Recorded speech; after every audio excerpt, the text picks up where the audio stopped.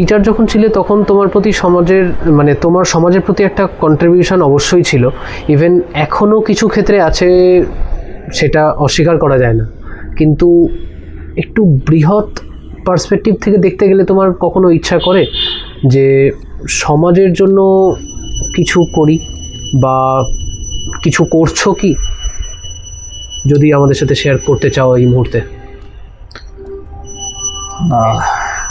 আমি একটা ক্ষুদ্র মানুষ, আমার অ্যাকশানের রিয়াকশনও খুব ক্ষুদ্র হবে, আমি এটা মনে করি। টিচার হিসেবে আমি অনেক মানুষকে চেষ্টা করেছি যাতে তারা নিজের পায়ে দাঁড়ায়, এটা ছাড়া আমার খুব একটা সমাজে খুব কন্ট্রিবিউশন আছে বলে আমার মনে হয় না। এবং তার মধ্যে বেশ কিছু মানুষ চাকরি পেয়েছে, সরকারি চাকরি পেয়েছে, তাতে তারা ভালো আছে আজকে, অর্থনৈতিক দিক থেকে, মানসিক দিক থেকে। এরকমও কিছু স্টুডেন্ট আছে যারা এখনও ইউপিএসসিকে টার্গেট করছে এবং পড়াশোনা করছে। আমার এটা শুনলে তাদের কাছ থেকে এই যখন মেসেজ করে যে দাদা কি করব, আমি তো ভুলে গেছি, মানে আমার পড়াশোনা থেকে সরে আসা হয়েছে অনেক দিন। স্বাভাবিক, এগুলো চর্চার বিষয়, তো আমার মনে হয় আমি আর হয়তো গাইড করতে পারবো না। কিন্তু আমার এটা ভাবলে ভাল লাগে যে যারা এক সময় 700 টাকা মাইনে দিতে পারতো না, তাদের কাছে আজকে ওই টাকাটা কিছু না। আমি তো লকডাউনে এরকমও, তাদের পারিবারিক অবস্থা করি খুব বিশাল সচ্ছল ছিল, এরকম না। এবং আমি তাদের মধ্যে একজনের বাবাকেই বলেছিলাম যে মাস্টার ডিগ্রি করে কোনো লাভ নেই। আমি নিজে তাই করেছি, আমি নিজে ওই পথে গেছি, কিন্তু আমার মনে হয়েছিল যে খুব একটা কেরিয়ার আমি দেখতে পাইনি, তাই তাদেরকে আমি এটি সাজেশন দেবো যে করে লাভ নেই, তার থেকে সরকারি চাকরির দিকে আসো। এবং সে একটা না দুটো চাকরি পেয়েছে বা সেটাও ছেড়ে দিয়েছে। আচ্ছা, পেয়েছে বা সেটা ছেড়েও দিয়েছে। টার্গেটটা অন্য, এখন হায়ার লেভেলের, নিশ্চয়ই হায়ার লেভেলের, এবং মানে পছন্দের নয়। আমার ওটা বেশ একটা স্যাটিসফাইং জিনিস যে অফার থাকতেও ছেড়ে দিয়েছে, মানে এটাও বুকের পাটা লাগে। এবং সে নিশ্চয়ই তার নিজেকে আরো বড় হিসেবে দেখছে, তাই সে ছেড়েছে, আরো বড় হিসেবে ভাবছে, তাই ছেড়েছে। আমাকে যদি বলা হয় এক্ষুনি ছেড়ে দিতে, আমি তো আবার সেই জব ইনসিকিউরিটির মধ্যে ঢুকে যাবো। কিন্তু এই যারা আমার সাক্ষাতে এসছে এবং তারপরে যারা কিছু করতে পেরেছে এবং যারা করতে পারেনি, তারাও জীবনে যে একদম মুছে গেছে এরকম না, তারাও কিছু করছে। কিন্তু অবশ্যই যদি অ্যাজ এ টিচার হিসেবে দেখি, তাহলে সবসময় মনে হয় যে আমি 50 জনকে পড়িয়েছিলাম, 50 জনের মধ্যে যদি 10 জন আজকে একটা অর্থনৈতিকভাবে সিকিউর পজিশনে আছে, তাহলে সেটা বেশ স্যাটিসফাইং নিজের কাছে। এবার যদি বলি আরও 40 জন যারা পারেনি, তাদের ক্ষেত্রে কি? তাদের ক্ষেত্রে ব্যথাটা আছে, সেই ব্যথাটাতে যেমন মনে হয় তাহলে পার্সেন্টেজ হিসেবে দেখি আমি খুব ভালো টিচার নই, কারণ আমি শুধু জীবনের জ্ঞান দিয়েছি, হয়তো পড়াটা ঠিক মতো করাতে পারিনি। এটা আমার মনে হয়, কারণ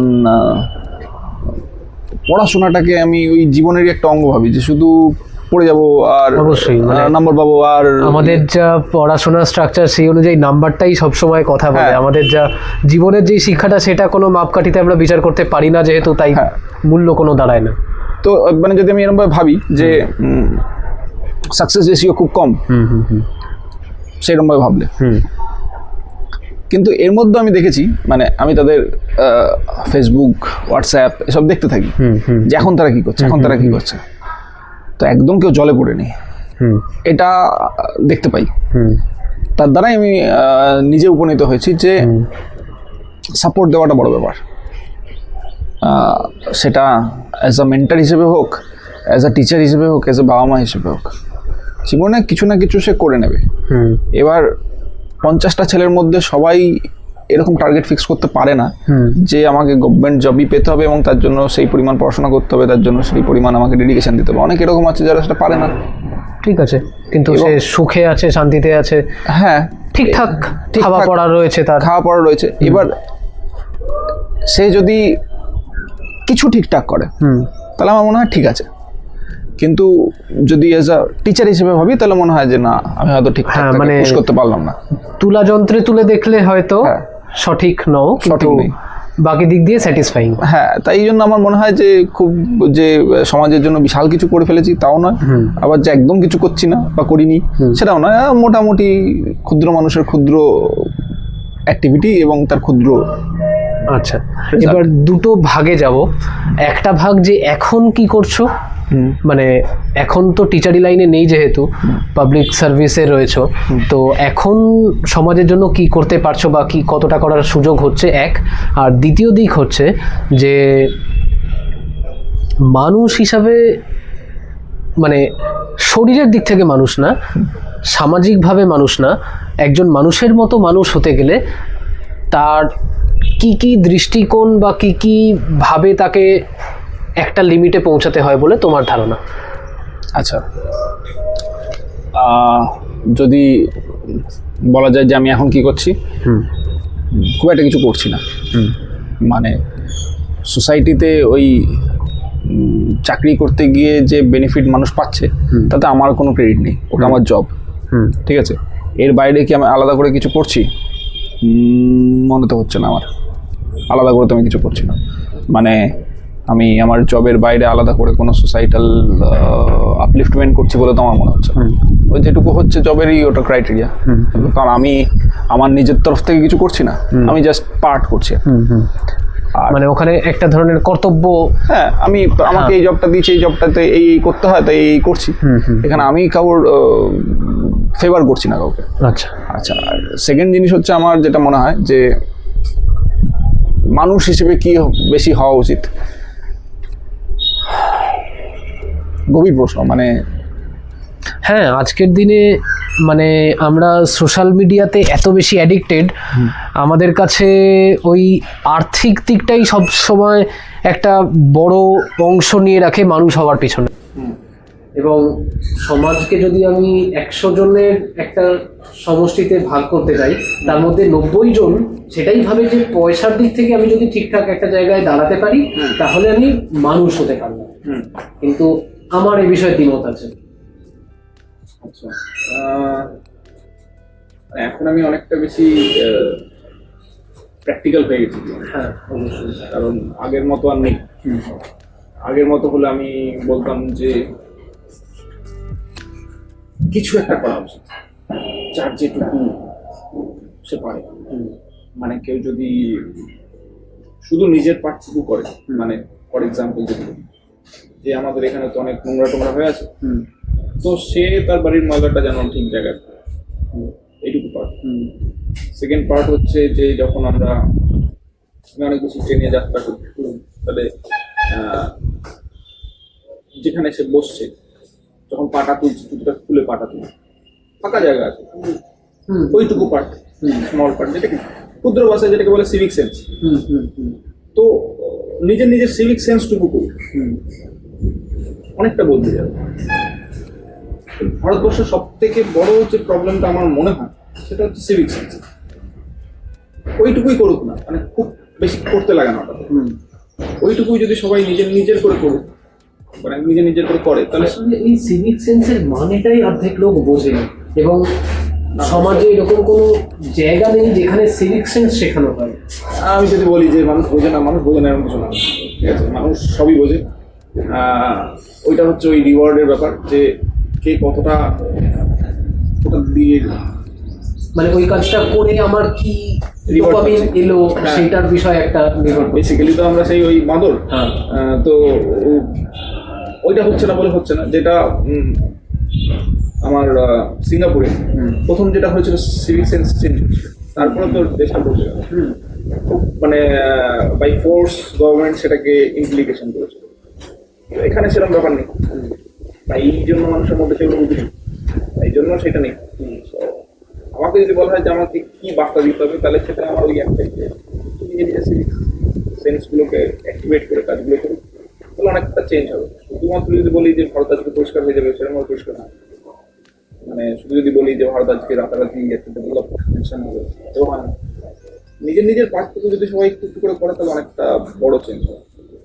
আর মানুষ হতে গেলে আমার ওইটুকু, মানে ইন্টেনশন শব্দটা, এটা তো গেল, মানে এটা গেল সমাজে কন্ট্রিবিউশন বা তোমার অ্যাজ এ ইন্ডিয়ান তোমার প্রতিস্থাপনা বা তোমার দেশের প্রতি কর্তব্য, আমি বলছি নিজের মানুষ হওয়ার পিছনে, মানে আমার ইমোশনাল দিকটা, আমার সমাজের প্রতি কন্ট্রিবিউশন অবশ্যই ভাগ রয়েছে, আর্থিক একটা ব্যাপার অবশ্যই রয়েছে, একটা বড় অংশে রয়েছে, সেটা আমি মানছি।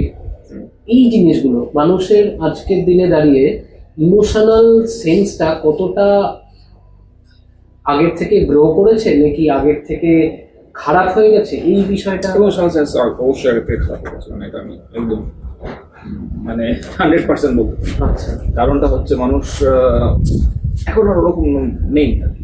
মানুষ এখন বেশি অনেক যেমন আমিও প্র্যাকটিক্যাল হচ্ছি, সবাইকে দেখছি, তাই জন্য আমিও আস্তে আস্তে হয়ে গেছি অনেক কিছু প্র্যাকটিক্যাল। আর যদি বলা যায় এর মধ্যে মানুষ কীভাবে মানুষের মতো হতে পারে, রাইট ইন্টেনশন। আমি কি করছি তার ইন্টেনশনটা যদি ঠিক থাকে তাহলে ঠিক আছে, ইন্টেনশন ভুল থাকে তাহলে ভুল আছে। মানে তোমার বক্তব্য অনুযায়ী যান্ত্রিকতা এক সময় বয়সের সাথে সাথে বা পরিস্থিতির চাপে আসবেই, কিন্তু আমাদের নিয়তিটা যাতে ঠিক থাকে। হ্যাঁ, মানে ইন্টেনশনটা যদি ঠিক থাকে তাহলে সব কিছু ঠিক থাকে। মানে যে কোনো অ্যাকশনকে যদি আমি অনেক অ্যাঙ্গেল দিয়ে দেখি, কারো মনে হবে সেটা ভুল হচ্ছে, কারো মনে হবে সেটা খুব ভালো হয়েছে, কেউ সেটাকে একদম বিষয়টা এক এক রকম থাকে। তো সে যদি জানে যে তার ইন্টেনশনটা মানুষটাকে বাঁচানো, তার জায়গায় সে সেটাই ঠিক। আর মানুষ হিসেবে যদি পারিবারিক হিউম্যান হিসেবে বলি, সে ফাদার হিসেবে তার ইন্টেনশন ক্লিয়ার যদি থাকে, হাজব্যান্ড হিসেবে তার ইন্টেনশন যদি ক্লিয়ার থাকে, অ্যাজ আ ওয়ার্কার হিসেবে তার যদি ইন্টেনশন ক্লিয়ার থাকে যে আমাকে হায়ার করেছে এই অর্গানাইজেশন, সেটা গভর্নমেন্ট হোক প্রাইভেট হোক, সে একটা কাজের জন্য করেছে, সেই কাজটাকে আমাকে উতরাতে হবে, ওইটুকু করে বাকি টাইমটা আমি আমার মতো করে কাটাই। যেটুকু টাইম আমি আমার মতো করে কাটাচ্ছি সেখানেও যেন ইন্টেনশন ঠিক থাকে যে আমি নেগেটিভ হ্যাবিটের মধ্যে ঢুকছি না, আমি পজিটিভ হ্যাবিটের মধ্যে ঢুকছি। আমার ইন্টেনশন হচ্ছে আনন্দ পাওয়া, এবং এই আনন্দটা কাউকে কষ্ট দিয়ে না, তাহলেই সব ঠিক আছে। মোরাল অফ দ্য স্টোরি হচ্ছে intention, and intention should be clear, positive oriented, not in negative sense যে আমার আজকে আনন্দ করতে ইচ্ছে হচ্ছে বলে আমি 10 জনকে দূরে থাকবো না। কনস্ট্রাকটিভ গ্রোথ, হ্যাঁ, এবং তাতে লং টার্মে সে ভালোই থাকবে। মানে এই যে বলা হয় না যে শুরুতেই যেটা বললি যে ভগবান এদেরকে কিছু করছে না কেন, আলটিমেটলি সেই লোকগুলো কিন্তু খারাপই থাকে। বাইরে সে যতই চাকচিক্য দেখা, মেন্টালি সে খারাপই থাকে। তার নিজের পরিবারের লোকজন তো যদি তাকে ছেড়ে চলে যায়, বা তার সামনে এসে বলে যে তুই তোমার কথা শুনবো, নিজে এটা করো, আমাকে আবার জ্ঞান দিচ্ছ, এগুলো শুনতে কারোরই ভালো লাগে। সে যত বড়ই নেতা হোক, যত বড়ই বিউরোক্রেট হোক, যেই হোক, তাহলে একটা সামান্য কেরানি যদি তার পুত্র বা কন্যা এসে বলে বাবা চলো আজকে এটা খেলি, বা দৌড়ে তোমার কাছে এসে তোমার গলাটা জড়িয়ে ধরে, এটা বিশাল প্রাপ্তি। তো ইন্টেনশন সবাই বুঝতে পারে, পরিবারের লোকে বুঝতে পারে যে লোকটা 12 ঘন্টা খাচ্ছে কেন, আর কোনো লোক 6 ঘন্টা বাইরে যাচ্ছে কিন্তু অন্য কিছু করে আসছে, সেটাও সবাই বুঝতে পারে। সেটারও নেগেটিভ তার লাইফেই পড়বে। এবার সেটাকে কাটানোর জন্য সে আরো 10টা বোতল নিয়ে আসবে, সেটা তারও। হ্যাপি থাকতে গেলে ইন্টেনশন ক্লিয়ার অ্যান্ড পজিটিভ।